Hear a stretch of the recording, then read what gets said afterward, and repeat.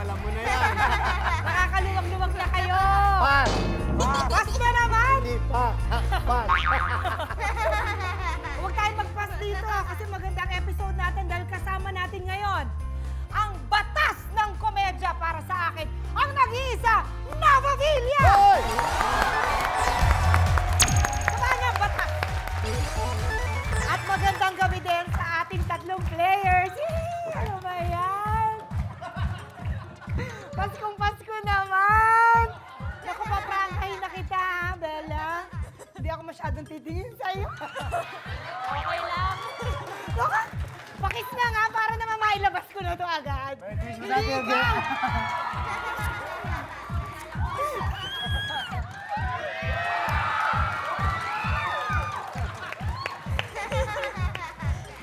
Ha?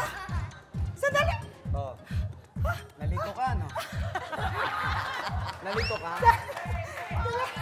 Sino ba yan? Ano pala? Tapos nandito na? Oo! Ano na?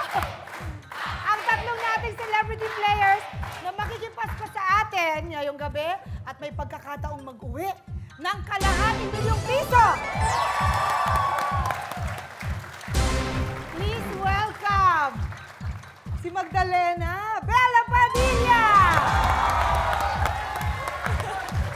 Hari ng dance floor, Mark Heras! It's a fact nga ba na ngayong gabi ay malalaman natin na totoo may kakambal si Jose. Aljur! Abrenica!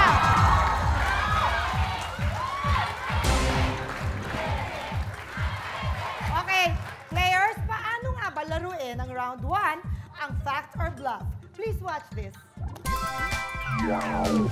May clues sa bluff board. Sa level 1, each question is worth 2,000 pesos. At sa level 2, 4,000 pesos. Sasagutin ang napiling Gangnamang tanong. The player will then decide kung ang suggested answer ni Gangnam ay fact or bluff. Kung tama ang kanyang sagot, makukuha ni player ang katumbas na pera.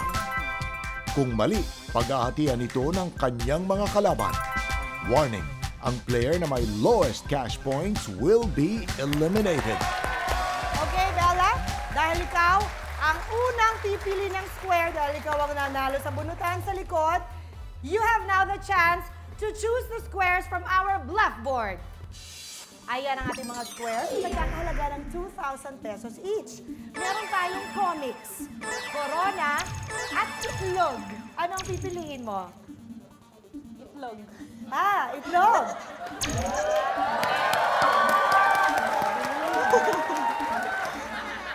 Bella, sino naman dito ang... Hindi naman sila tatlong itlog, no? Pamili ka. Si Miss Nova Villa. Miss Nova Villa, ito po ang tanong. Anong ibon ang may pinakamalaking itlog? Aside from ibon, meron pang nangingitlog eh. Dinosaur. Nangingitlog din yan. So, the bigger, yung dinosaur, mas malaking itlog. Diba? Ako,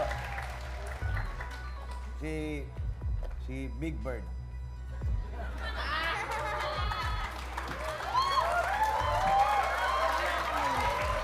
Kasi, pag big si Bird, yung itlog malaki rin. Ang laki ni Big Bird eh. Ang laki ni Big Bird, hindi pwedeng mangitlog ng kapraso lang yun. Kailangan malaki rin yung itlog nun. Sumasang-ayon ako kay Madam. Dinosaur.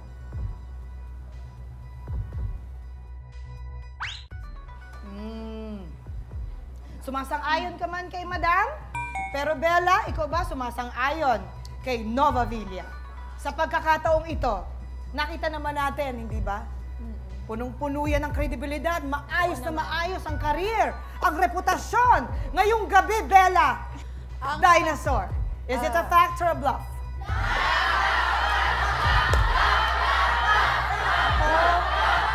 Bluff na bluff. Bluff. Bluff na talaga. Bluff. Dinosaur, is it a fact or a bluff?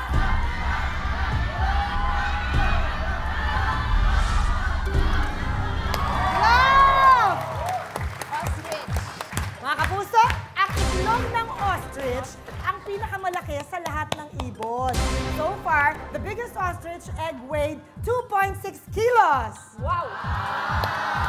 Bella, you now have 2,000 pesos.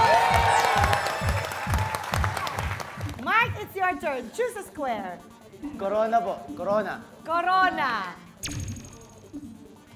Kaninong corona ang kukunin mo? Kay Wally. Wally.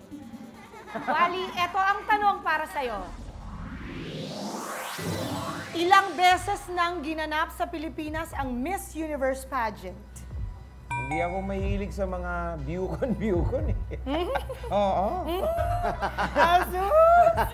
Tinitinan ko lang dyan yung swimsuit competition. Asus! Makatapos, tapos na eh. 2 beses lang ako nakapanood. 2?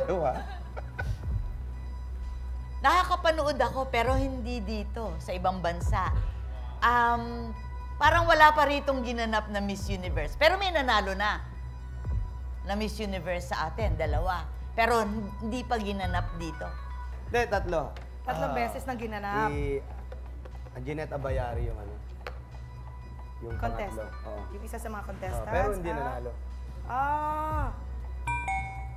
Mike, ang pinili mo ay si Wally at ang sabi niya ay 2. Is it a fact or a bluff? Bluff! Bluff! Bluff na talaga. Bluff na bluff. Bluff na bluff. Ang 2 ba ay bluff? Is it a fact or a bluff?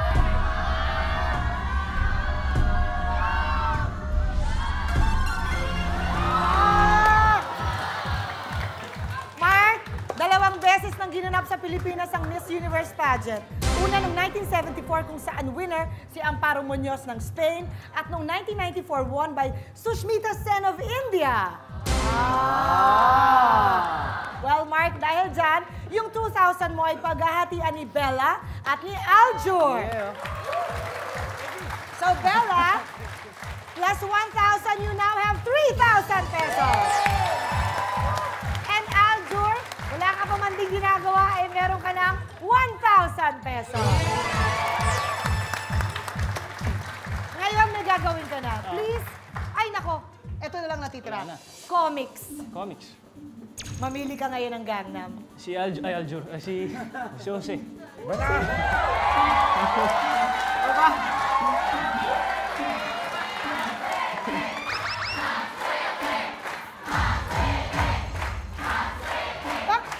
Pag gumaganyan ka, ano bang nararamdaman mo? Ano, may masakit ba sa'yo? Wala lang. Yung pakiramdam nababago. Anong pakiramdam? Parang... Di ba mas maigi kung bukang-buka yung mata mo? Hindi, iba yun. Parang lumalabo yung paningin ko. Sana yung mga tao, ganun din yung paningin sa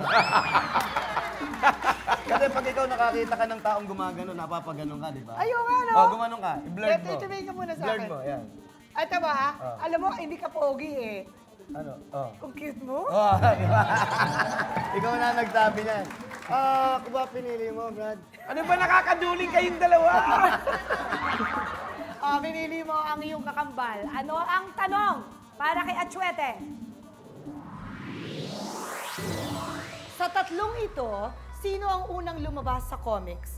Jezebel, Darna, o Captain Barbell? Brad, para ka nananalamin, di ba? Oo. Captain Barbell. Captain Bob. Kasi, sino ba nauna? Si Eva, si Adan? Si Adan. Ha? Si Adan. Captain Barbell.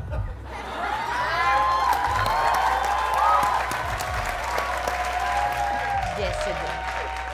Bago pa dumating si Darna, si Jezebel muna. Si Captain Barbell, sa text lang yan lumabas, yung nilalarong text. Si Darna nauna. Si Darna ang nauna. Bago pa magkaroon ng gera, may Darna na eh. World War II, may Darna na. Hindi, Jezebel. Captain Barbell. Aljur, maniniwala ka ba sa sinabi ni Atsuete? Captain Barbell, is it a fact or a bluff? Bluff. Bluff. Bluff na talaga. Bluff. Bluff na bluff. Bluff. Is it a fact or a bluff?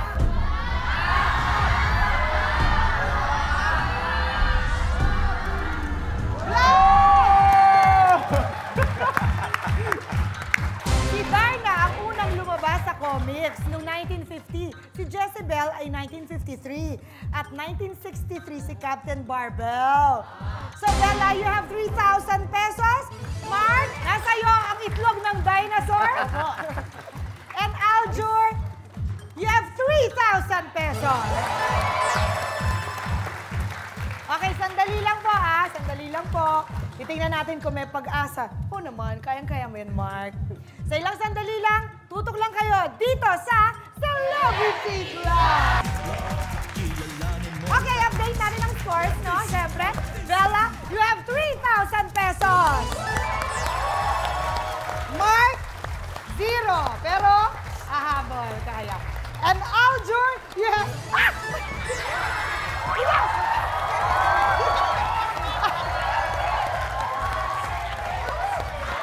Ay, ano yan? Ay, malis ka dyan, Achuete. Doon ka, hindi ka dyan. Anong pakiramdam nung inalikan kita? Maligas-gas, di ba? Parang Achuete. Wag na, dito na lang siya. Dito na lang si Aljur. Nagre-reklamo si Kiss Miss mo na si nanay. Novavilla. Kiss mo na. Kiss mo na, tita. Nababakla ka. Nababakla ka. Oh, pasensya na po. Batas talagang ang katabi mo ito eh. Pagtyaga mo na. Ba't di ka magpaderma? Yun na nga ang problema ko eh. Kakapaderma ko, sa pader ako kinakas. Pader talaga eh. Pati hindi ka magpader. Literal, sa pader ako kinaskas eh. Okay, eto na. Mark, ikaw na may pagkakataon ngayong pumili ng square sa ating bluff board. Ang bawat square natin nagkakahalaga ng 4,000 pesos. Mark, you really have to get this para makapasok ka. Okay? Para magkaroon pa tayo ng laban. Pag hindi, automatic pasok na si Bella at saka si Aljur. All the best to you! Salamat po. Merry Christmas! Merry Christmas. Makasalamat po naman. Matandang-matanda na ba? Salamat. Mamili ka ng square. Toilet. Mamili ka ng isasama mo sa toilet. Kuya Jose. Bihira naman to. Toilet, ako pili. Okay, tanong. Ano sa English ang tabo? Lumaki ako sa shower na talaga eh. So, ang tabo, Yung shower nyo siguro mababa, no? Tsaka Oo. gawa sa blade. hindi ba? Scoba. Shower can. Ano? Shower can. Shower can. Okay. It's lata. Can. Shower can. Alam na alam ko yan. Dahil ako, di ba maliit ako? Opo. Pinaglihi ako sa tabo. Cute naman. Tawag nila sa akin tubs. Kaya sa English, hindi ba ligo, bath? Ano ang tabo? Tub. Pwede. Bathtub. Oh, bat-tabo. Pwede. Yan. Tub. Tab. Oh. Bathtub. Oh, bat-tab. Pwede nga. Bathtub. Itisigawan ka. Bathtub. Kumukontra ka? Malaki. Kinukontra mo? Hindi po, pero malaki po yun eh. Bathtub. Tapos yung sa probinsya, gamit lang namin mga lata eh. Oh. Tabo, lata. Shower can. Shower can nga. Ano to? Wala ka ng sariling ano? Siya yung inaayunan mo. Shower can. Parang Naniniwala ka sa ayaw kanya. na mag-isip eh. Bathtub malaki. Mark, kamusta ka? Ang pinili mo, sabi, shower can. Can you guess? Is it a fact or a bluff? Bluff. Bluff. Bluff na talaga. Bluff na bluff. Bluff daw, sabi ni Mark. Is it a fact or a bluff?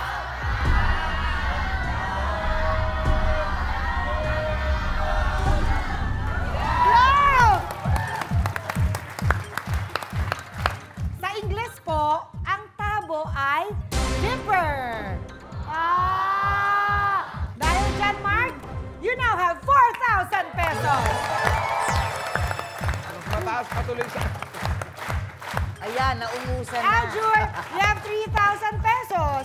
So, pareho kay ni Bella. Pag nakuha niyo to, wow, laki. Okay, it's your chance now to choose a square. Aljur, Cellphone. cellphone. O, sino dito ang niregaluhan mo ng cellphone kung sakasakali? Wally. Sir Wally. Sir Wally. Sir Wally, ito ang tanong. Ano ang first ever text message na ipinadala noong December 3, 1992? Oh, that's very interesting. Happy holiday. Kasi December. Kasi December. Ang unang-una, yun ang na-receive ko, ha? Unang-una, yung bagong cellphone. Where na you? At sumagot. Ano sagot? Dito na, mi. Agad, ha? Hindi kasi yan December. Sabi niya, ano yun sa'yo? Happy Kasi holidays. Christmas. Christmas yan eh. Happy holidays. Pero birthday kasi nung taong tinext eh. Kaya happy birthday yung una. Birthday nung tao eh. Aljur, ang sabi ng pinili mo, ang ka-textmate mong Gangnam, ang sabi niya ay, Happy Holidays, dahil nga naman ni Kanya ay December. Happy Holidays, Aljur. Is it a fact or a bluff? Bluff the bluff. Bluff na bluff ka agad! Is it a fact or a bluff?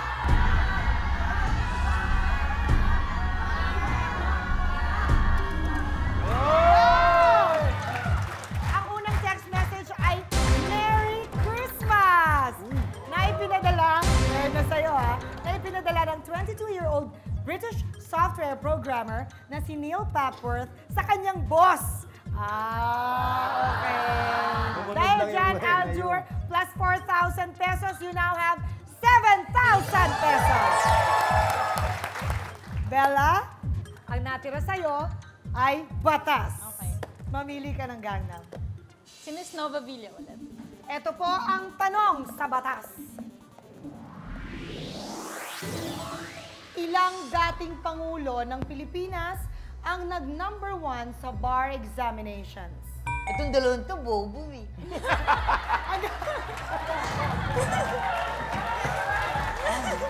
Huwag sabihin yun. Hindi nila alam yun. Kasi totoo po yun. Hindi nila alam yun. Totoo po yun eh. Agad. Puro bluff lang po tayo. Hindi nila alam na bobo kami. Ang top notcher sa bar, isa lang. Dating Pangulong Marcos. Isa lang. Number 1 sa bar examinations. Tatlo. Tatlo? Wow. Una si Manuel Rojas, Naabutan mo? na nag-aral po sa UP. Alam mo yun? Diosdado Macapagal, na nag-aral po sa UST. Aha. At si Ferdinand Marcos po, nasa UP din po nag-aral. Tatlo Oh. po.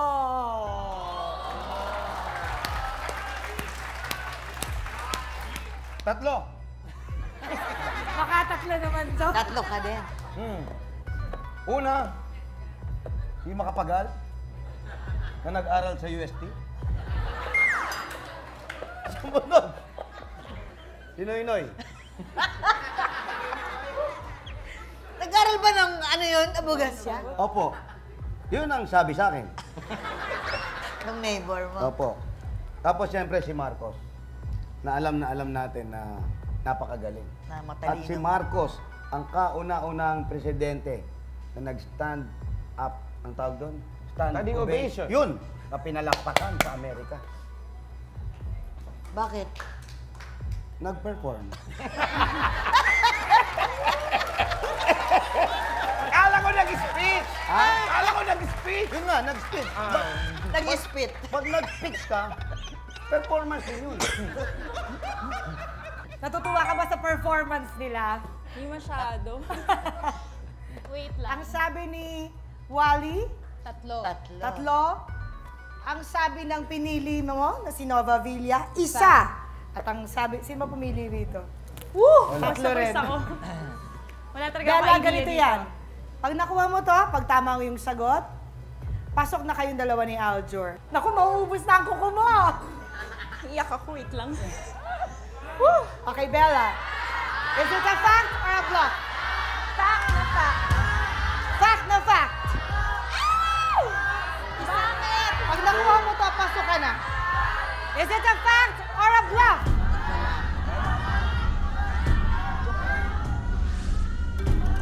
Bluff! Sayang! Bella, tatlong former presidents ang nag-number 1 sa bar. Sila ay sina Manuel Rojas ng UP, na nag-UP, Diosdado Macapagal na nag-UST, at Ferdinand Marcos na nagtapos din sa UP. Sayang naman! Bella, dahil dyan, ang 4,000 ay paghahatian ni Mark at ni Aljur. So now, Mark, you have 6,000 pesos. And Aljur, Ay, nanalo you din have ka? 9,000 pesos. It means Mark and Aljur, kayo ang pasok sa susunod nating round. And Bella, Thank you, Celebrity thank you, Vlog. and you Thank go home with 3,000 pesos. Thank you so much. Let's say thank you. Bye-bye. Merry Christmas, Bella. Bye! Mark and Aljur, ito na ang gerahan sa round 2 na ang tawag natin ay Word War. Huwag ninyong palalampasin itong labanan na ito.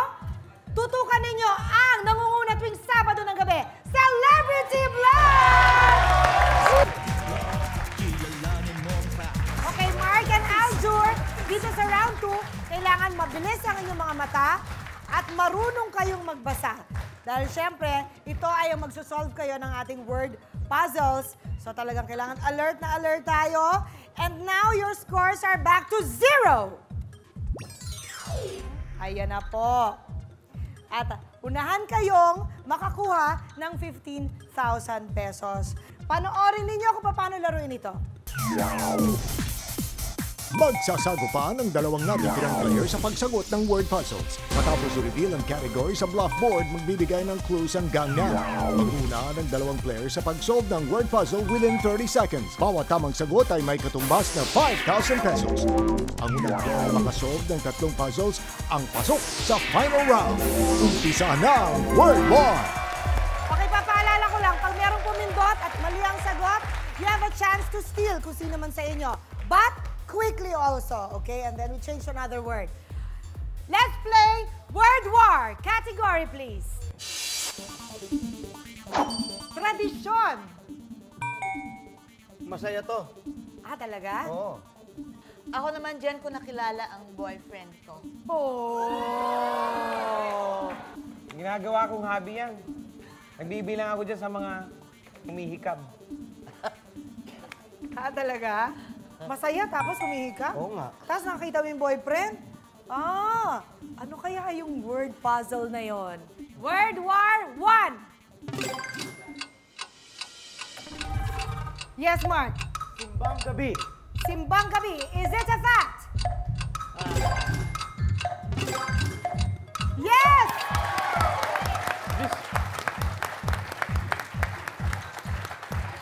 Mark, dahil dyan, you have 5,000 pesos.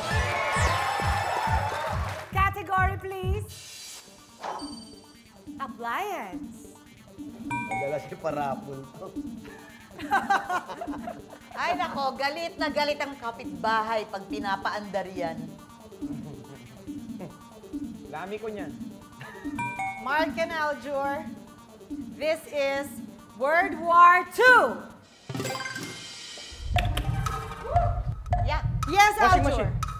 Washing machine. Washing machine. Washing machine, is it a fact? Washing machine!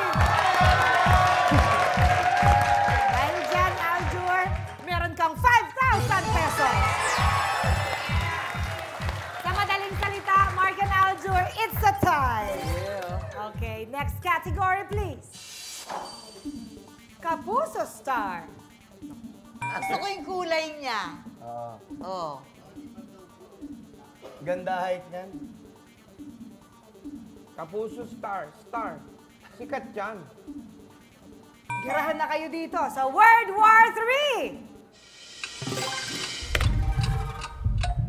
Sino? Yes, Aljur. You can steal, Mark. 3 seconds up. Let's change the word.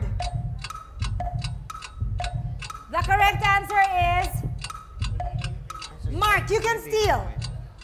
Rochelle Pangilinan. Rochelle Pangilinan, is it a fact? Yes, it's a fact! Mark, you now have 10,000 pesos.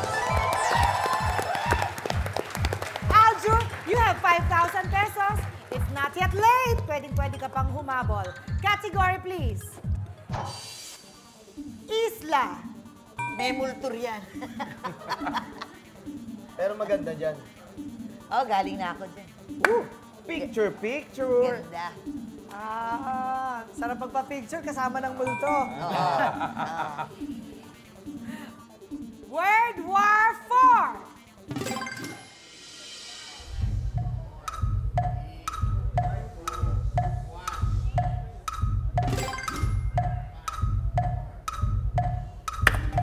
Mark, Corregidor. Corregidor. Is it a fact? Corregidor! Dahil dyan sa Corregidor, Mark, ay meron kang 15,000 pesos. Thank you, Aljur! Mag-uwi ka ng 5,000 pesos. Thank you. Malayo nang mararating natin na, ano? Salamat. Celebrity Bluff. Thank you, Mark.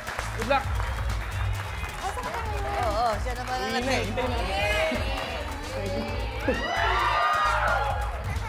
Mark, congratulations! You are the winner for this round. Sa final round, may pagkakataon kang manalo ng 50,000 pesos hanggang kalahating milyong piso. Magiging super saya kaya ngayong Pasko, pati na sa mga taong malapit sa'yo. Malalaman natin yan sa pagbabalik ng inyong bagong Saturday habit na Celebrity Bluff! Mark, andito na tayo sa dulo dahil alam naman natin na malapit ng Pasko at ang tunay na diwa ng Kapaskuhan ay pagbibigayan. Kung sakasakali na manalo ka ng 500,000 pesos, kanino mo gusto ibahagi ang iyong napanalunan sa Celebrity Bluff? Gusto ko pong i-share yung makukuha kong pera dito sa Celebrity Bluff sa pinsan sa isa sa mga pinsan ko, si Questor Santos po. Questor Santos. Ayan po siya. Ayun siya. Ayan. Kung bakit po kasi kakapanganak lang din ng asawa niya na inaanak ko, yung baby, si Aki. For Christmas, syempre, gusto ko lang i-share yung mga blessings na natanggap ko at para din fresh start para sa family niya. Tama. Okay. So, Mark, pumwesto na tayo dito. Ito na ang first start para sa final round. Panoorin mo kung paano pwedeng manalo ng kalahating milyong piso ngayong gabi mismo, Mark. Sa final round na sagaran, may isang tanong lamang para sa Gangnam. Sa 6 na choices, 4 ang tamang sagot. Pipili ng 3 answers ang Gangnam. Ang pang-apat na sagot ay magmumula naman kay player. Bibigyan din siya ng chance to decide kung tatanggapin o papalitan ang mga sagot ng Gangnam. Each correct answer is worth 25,000 pesos. Kung tama lahat ang kanyang final 4 answers, manalo siya ng 100,000 pesos. At may chance siyang sumagot ng isang jackpot question worth 500,000 pesos. Sa game na ito na Celebrity Bluff, ang sigurado ang panalo. Apo. Sigurado tayo na gusto mong ibahagi ang mapapanalunan mo kay Questor at gusto namin sana manalo ka. At narito ang ating Gangnam para tulungan ka, ngunit huwag kang masyadong magtiwala. Bibigyan kanila ng 3 sagot, ngunit ang pang-apat ay sa'yo pa rin. So let us play round 3, the final 4. At ang 3 kategorya makikita natin sa bluff board. Nariyan ang pangarap, Pasko, please. Mamili ka ng kategorya, Mark. Pangarap. Pangarap. Sa pangarap ay meron lamang isang tanong at merong 6 na choices, ngunit 4 lang ang hinahanap nating tamang sagot. Ngayon, gusto nating malaman kung ano ang tanong sa pangarap. Sa 2011 survey ng Social Weather Stations, ang top 4 material gifts na gustong matanggap ng mga Pinoy sa araw ng Pasko ay, narito ang 6 na choices. Gadgets/appliances, trabaho, house and lot, pera, damit/sapatos, pagkain. 4 lang ang hinahanap nating tamang sagot. Ang 3 ay manggagaling sa kanilang 3 sa ating Gangnam. Jose? Gadget. Appliances. Mga tao kasi ganyan talaga eh. Gusto nila yan eh. Mga gadget, lalo yung mga bata eh. Ako siguro pera. Siyempre, gusto mo mag-shopping.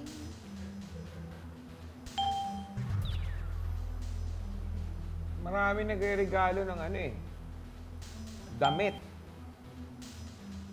Sapatos. Ang 3 napili ng Gangnam ay gadgets, appliances, pera, damit, sapatos. Kailangan natin ng pang-4 na sagot mula sa iyo, Mark. Pagkain. Ang pang-4, pagkain. Bibigyan ka namin ng 30 segundo upang magpalit, pag-isipan sa loob ng 30 segundo ang 4 na tamang sagot para sa ating tanong. And the timer starts now.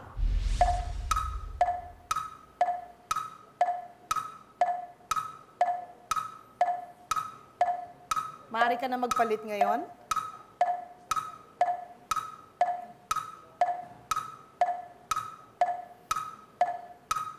Okay na po ako dyan.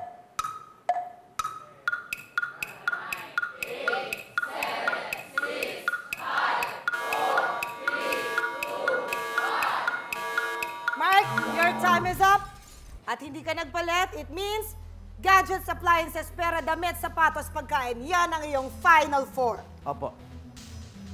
At bago natin alamin kung ikaw ay naka-perfect 4 at kung may chance kang manalo ng kalahating ₱1,000,000 na maaari mong ibahagi sa iyong pinsan na si Quester, bibitinin muna namin kayo. Magbabalik po ang Celebrity Black. Ang bawat tamang sagot ay nagkakahalaga ng ₱25,000. So sigurado namang may mauwi ka. Unahin natin ang choice mo. Sabi mo, pagkain. Ang gustong matanggap ng material gift ng mga Pinoy ayon sa survey noong 2011 ng Social Weather Stations. Pagkain, is it a fact? Yes! You have ₱25,000. Susunod natin, pagkatapos ng pagkain, letter P ulit, pera. Ika nga ng batas ng komedya. Miss Nova Villa, pera, is it a fact? Yes! Mark, you now have ₱50,000. Ganda na lang ngiti ni Questor, Mark, anong gusto mong unang buksan natin?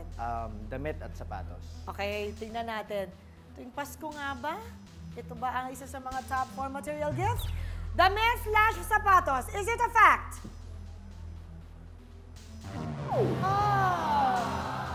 Oh. Nako, hindi na tayo perfect Yes, for. hindi na po. Tingnan natin ang susunod. Gadgets, appliances. Is it a fact? Oh! In order, Mark, ang top 4 gifts na gustong matanggap ng Pinoy sa Pasko ay number 1, pera. Number 2, pagkain. Number 3, trabaho. At number 4, house and lot. Yung pala yun. But Mark, congratulations! You have ₱50,000. Kaya na? At yun ang i-share mo kay Questor. Yes, We would like to thank our very special guest, Miss Nova Villa. Thank you, Tita Nova. Ay, nako, inaanyayahan namin po kayo. December 25, showing po ang Saucy Problem. Merry Christmas! Merry Christmas! Christmas po! Merry Christmas!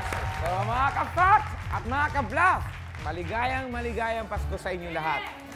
Merry Christmas! At syempre, eto na nga, ilang araw na lang, Pasko na. Andito na tayo. Baka naman nakakaluwag-luwag kayo. Andito na kami!